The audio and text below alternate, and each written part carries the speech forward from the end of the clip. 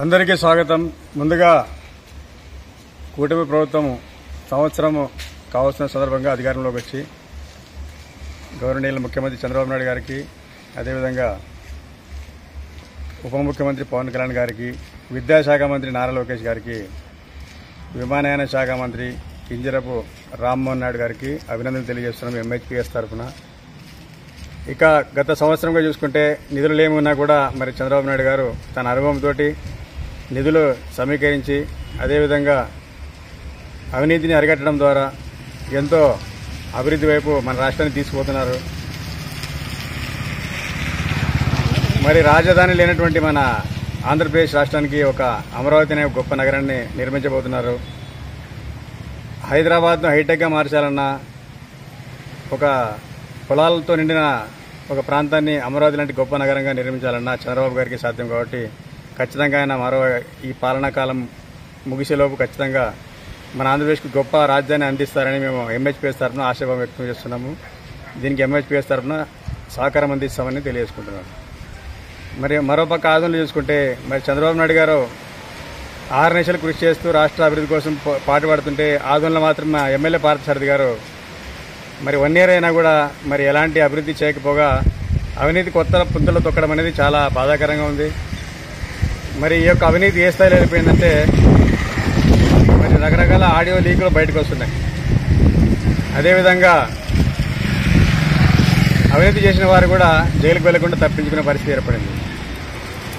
మరోపక్క ట్రాఫిక్లో ఎలాంటి మార్పు రాలేదు, ట్రాఫిక్ అలాగే ఉంది. అదేవిధంగా నీటి సమస్య అలాగే ఉంది, పారిశుద్ధ్యం పడకేసింది. ఇలా చాలా సమస్యలు ఉన్నాయి. కాబట్టి మరి సంవత్సరంగా ఆయన సాధించింది ఏమిటో అర్థం కావడం లేదు.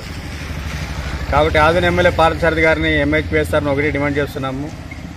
మీరు సంవత్సరం పాలించి ఎమ్మెల్యేగా ఆదోనికి ఏమి సాధించారు?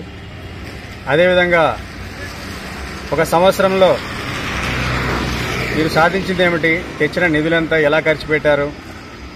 మరి ఎంతమంది వైసీపీ కాలంలో జరిగిన అవినీతి మీద విచారణ జరిపి ఎంతమంది జైలుకి పంపారనేది మరి ఆదోని ఎమ్మెల్యే పార్థసారథి గారు శ్వేతపత్రం విడుదల చేయాలని ఎంహెచ్పిఎస్ తరఫున డిమాండ్ చేస్తున్నాం.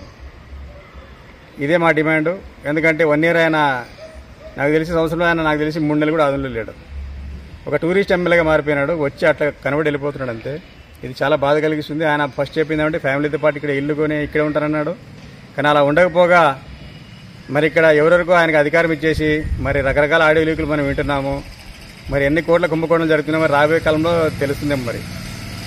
మరి ఇప్పటికైనా ఆదోని ఎమ్మెల్యే పార్థసారథి గారు ఓటేసిన ప్రజల్ని, ఆదోని ప్రజల్ని న్యాయం చేసే విధంగా ట్రాఫిక్ సమస్య కానీ, నీటి సమస్య, నిరుద్యోగ సమస్య, ఇండస్ట్రీలు డెవలప్ చేయడం కావచ్చు, రైతుల సమస్యలు చాలా ఉన్నాయి. మీరేదో ఒక నెలకు 2 సార్లు వచ్చి అట్లా టూరిస్ట్గా వచ్చిపోవడం చాలా బాధ కలిగిస్తుంది. కాబట్టి ఖచ్చితంగా మీరు ఇక్కడే ఒక ఇల్లు కట్టుకుని ఇక్కడే ఉండాలని చెప్పి మేము ఎంహెచ్పిఎస్ తరఫున ఆదోని ప్రజల తరఫున డిమాండ్ చేస్తున్నాము. ఇక చివరిగా మరొకసారి గుర్తు చేస్తున్నాము, ఖచ్చితంగా మీరు 1 ఇయర్లో ఒక సంవత్సరంలో ఎమ్మెల్యేగా ఏమేమి సాధించారు, ఎంత నిధులు తెచ్చారు, ఎంత డెవలప్ చేశారు, అవినీతిని ఎంత అరికట్టారనేది, అదేవిధంగా గత ఎమ్మెల్యే సాహిబ్ రెడ్డి కాలంలో జరిగిన అవినీతి మీద ఎంతమంది జైలుకు పంపారనేది శ్వేతపత్రం విడుదల చేయాలని డిమాండ్ చేస్తున్నాము.